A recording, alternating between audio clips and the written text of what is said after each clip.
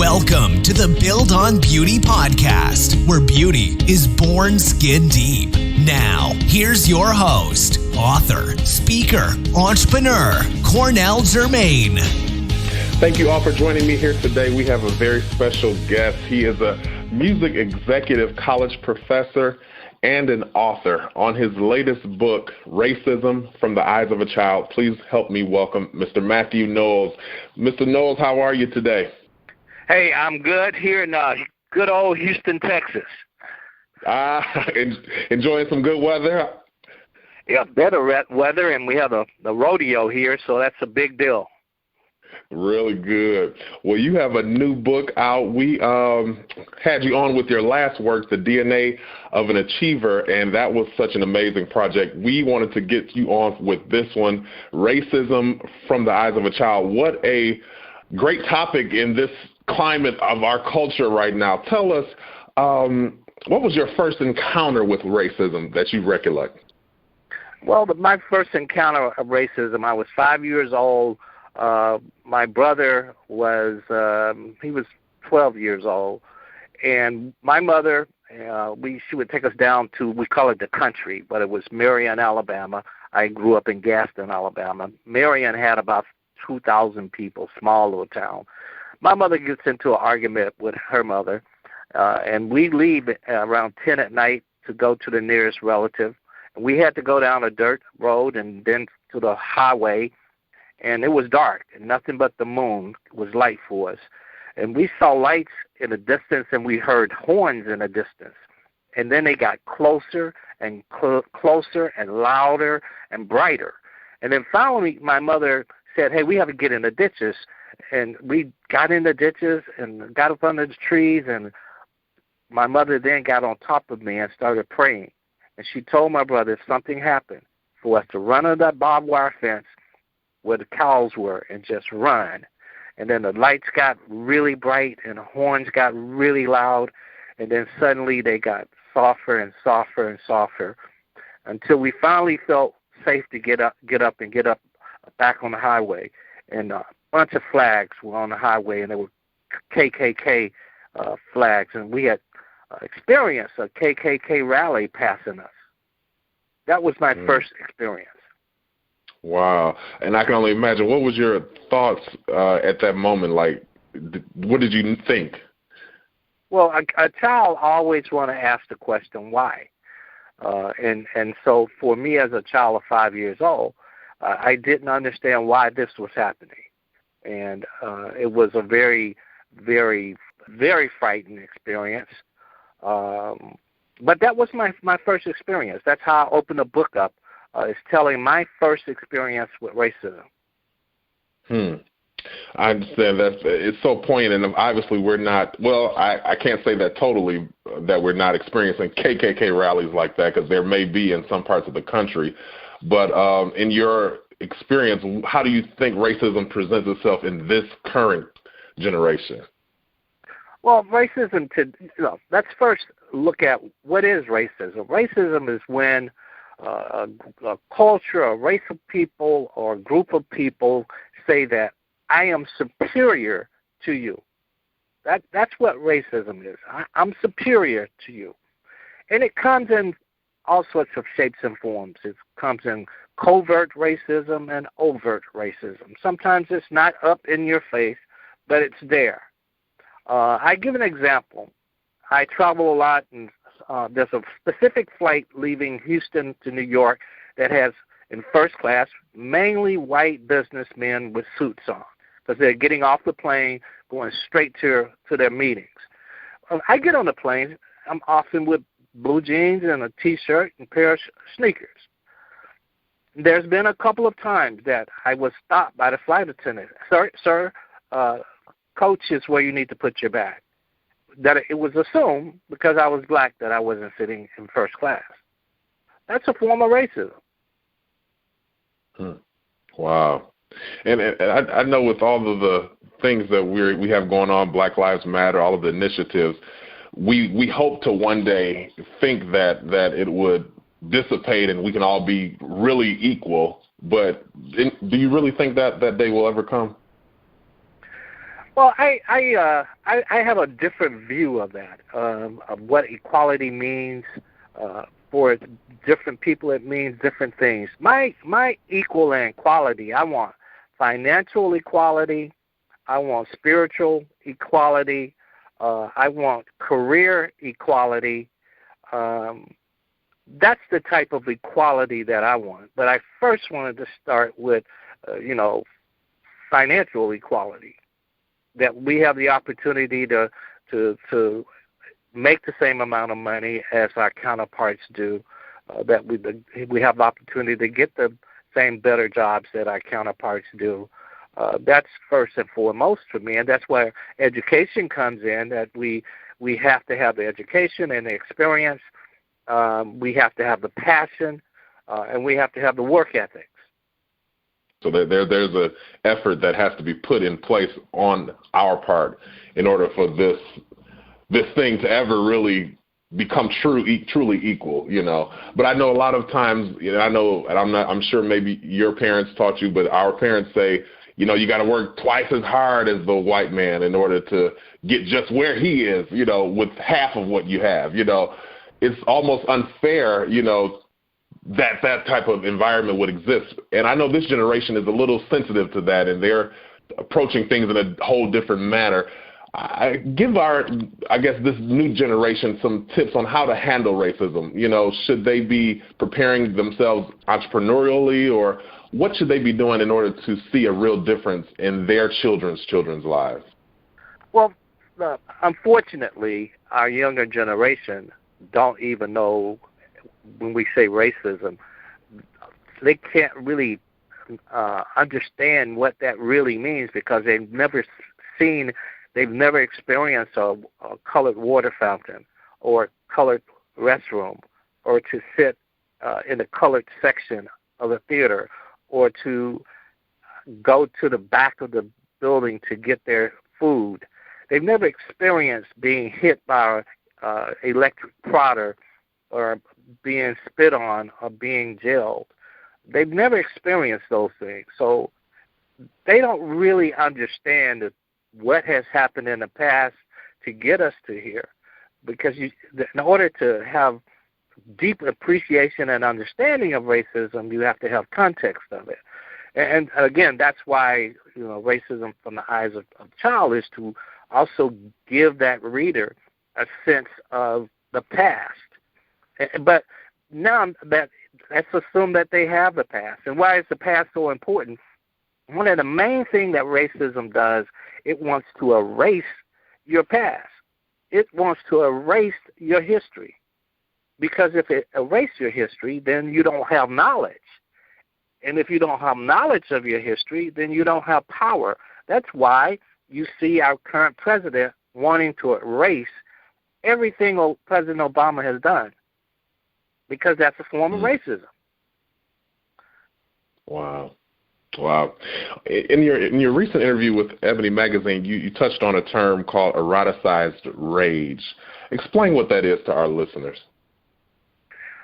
Well, as I was doing, and I talk in this book, I'm very vulnerable in this book, and I talk, and I purposely wanted our men to know that going to therapy is okay. We have this belief, a lot of black men, that that's not for us. That's when you're soft. That's when they don't feel comfortable going to therapy. And I do. I've been in therapy since the 80s, and quite frankly, therapy has saved my life. But I had a defining moment in one of my therapy sessions where we really uncovered, my therapist and I, that a lot of my issues in life, obsessive. I'm very obsessive. At work, at play, everywhere, excessive. And that stemmed from my childhood and the racism and the ways that it made me feel insecure, not as well as all of those type of negatives. And I would date white women or extremely light complexion black women. And I did that because I was angry, I was rageful, and I thought through dating those women, those white women, that it was my way of getting even to the white man. It was a way of getting my power back. That's what eroticized rage is. Wow, that's so poignant, because when you make that statement, you almost can now see, and we can't say that it's everybody's truth, but you kind of can see that thread throughout our whole culture with entertainers, sports athletes, that this could be hinged on their desire to get a lighter complected, or even a white woman could be hinged on this whole concept of trying to get even or get back at, Right. That's such a eye-opening perspective. Do you think women have that same issue? I don't think as much. My focus was from a male's perspective. I had a lot of great, just 5 or 6 men would, sit in the afternoons and evenings and just talk about their concerns about it. So there were no women in those sessions, so I don't know is the answer. But I just get a gut sense that it's not. Well, in that same interview, and I just want you to touch on a little bit, you talked about the music industry and how many of the faces that are seen on a larger scale are of lighter complected as it pertains to the women. Is that because of this whole idea of racism and people trying to present an image that's acceptable? Well, that's a little different. That falls into area that I call colorism. And our black people, we come in many, many shades of color, and they're all extremely and very beautiful. But there's discrimination sometimes within our own race based on someone's shade of color.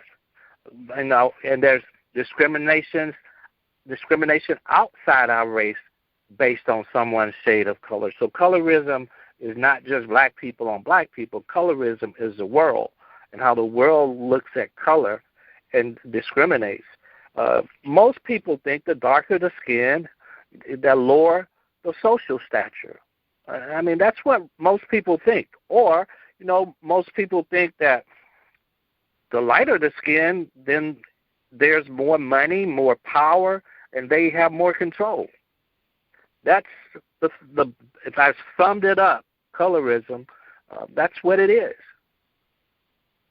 So in your work, your title is Racism from the Eyes of a Child. Just giving our listeners some, practical steps on how to, if a child has been exposed to this type of thing at this age, based on your experience, what would you suggest in order to become the success that you are and do the things that you have done in your lifetime? What should they do with this experience? Well, a child, again, is always going to ask why. And it's up to us to explain why. And it's up to us to give them some historical perspective as to why. And this book is to hopefully give perspective as to why. Why is there racism? Why does it exist? Why is it colorism? Where did it come from? Colorism really came from slavery, when the slave master, at his will, had sex and raped our women at his will. That's where colorism came. This is something that needs to be talked about more publicly in our communities, because we can only hope one day that it will go away. But I know people from your generation, they said that it gotten better, and then we see a lot of things that show that it really hasn't. It just changed its form. So it's just one thing, and I personally think, and this is just my sidebar, that if we can economically position ourselves, then we probably could position ourselves in a better place as it comes to racism and colorism. Would you agree to that?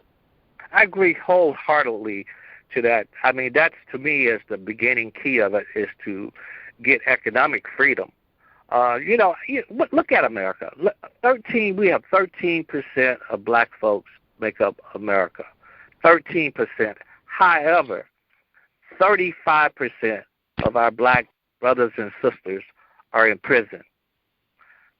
That just don't go together. We have to, it's not only from a entrepreneurial spirit, we have to also get more education. And it doesn't have to be college. It can be getting classes online, but getting knowledge. We've got to get more of that. The last thing is, and I have this in my book, but we've seen it just last week when we had the tragedy down in Florida. What we've seen is these kids get together, and they didn't just talk about it. They made action. And again, I call that talk-to-do ratio. Most of the time, and you know that, and the listeners that are listening know that, when we're together, we're always talking about racism. That's our number one topic. When black people get together, our number one topic is racism. But as soon as we disperse and go our separate ways, nothing is done. It was just talk.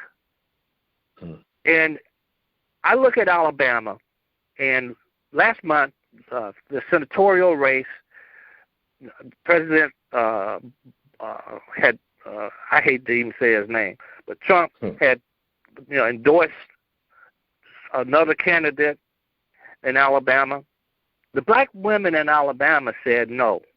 98% of the black women in Alabama that were registered to vote, 98% of them voted. That's an incredible number, 98%. So we can make a change, but we've got to give action and not just lip service. And our talk-to-do ratio has to increase significantly. Just like these kids down in Florida said, hey, if you want to become a senator or governor, any type of elected official, first thing we want to know is how you feel about gun control. Because we're going to make sure you lose. And it's that kind of attitude we've got to have. But you know what it is? I think everyone, they love talking about it, but no one wants to lead. And that's, I think, the difference between the generation where you had Dr. King and Malcolm X. You had somebody who was brave to stand and say, I'm leading this initiative. And it seems like the people rallied once they get a leader, but nobody wants to really step into that position to start the fight, you know what I'm saying, or get the thing going. And I think that's where we comfort ourselves in talking about it. I think somehow that makes us feel good, being able to air it out amongst our family and friends.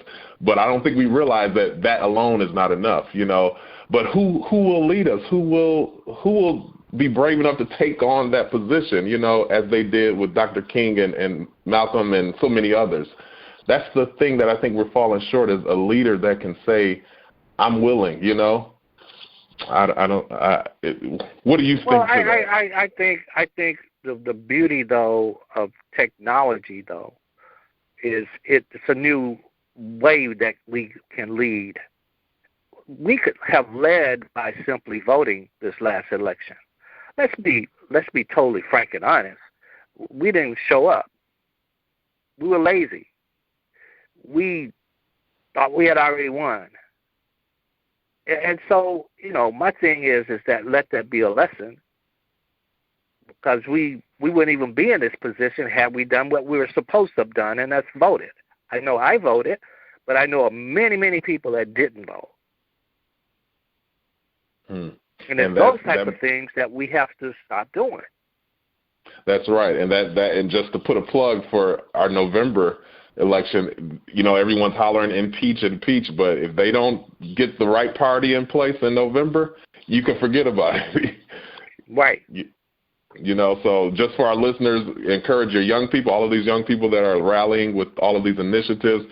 It's great that they're doing the street and protesting, but get out there and get the parties in place so that if we need or ever want to impeach, we're in position to do so. Because as long as the administration that's there is there, you can forget it. Well, it's a lot we could talk about on this racism deal, because it's such a great subject matter, especially for this culture. And hopefully with the movement of Black Panther and all of this, hopefully we can really harness that energy and run and really fight for what it is that we deserve, because I see that we all. That's why I wrote this book, and that's why I want people to read this book so that they can get a historical perspective, that there's examples, and this is my life, that examples of racism that I've had, even in the building where I live.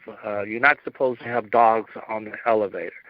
But a few of my white friends in my building feel that they're privileged. So they don't have to, the rules aren't for them. They're for other people. And I see that as early as this morning. So it's around us all the time. And every time I see it, I go to the office and I write and I copy my attorney on it. And it's about doing something and not just seeing it and just saying, oh, they're just privileged, or action. Do you have any forums or signings or anything coming up with this book where you're traveling? You can go to my website, and I have about 10 different events. I'm in Baltimore this weekend, but you can just look on the website. It's all across the country where I'll be this year. Oh, great. And the reason I say that is because I want people not to only buy the book, but get together and join the movement. You know what I'm saying? So that they can really get a perspective on the historical of this whole idea of racism, and also get some ideas on how we can move forward. Thank you so much. And also on that website, I do a lot of guest lecturing and public speaking. And there's a place if you'd like for me to come and speak for your organization or an event. There's a place there you can request me, and I would love to have my staff speak with you. Well, Mr. Knowles, I appreciate you joining me. God bless you. It's been great, and I love you, and ain't nothing you can do about it. Well, this has been the Build on Beauty podcast, where beauty is born skin deep. I'm your host, Cornell Jermaine. Until next time, let your soul be made whole. Take care. Thank you for listening to the Build on Beauty podcast. For more information about our host, please visit cornelljermaine.com.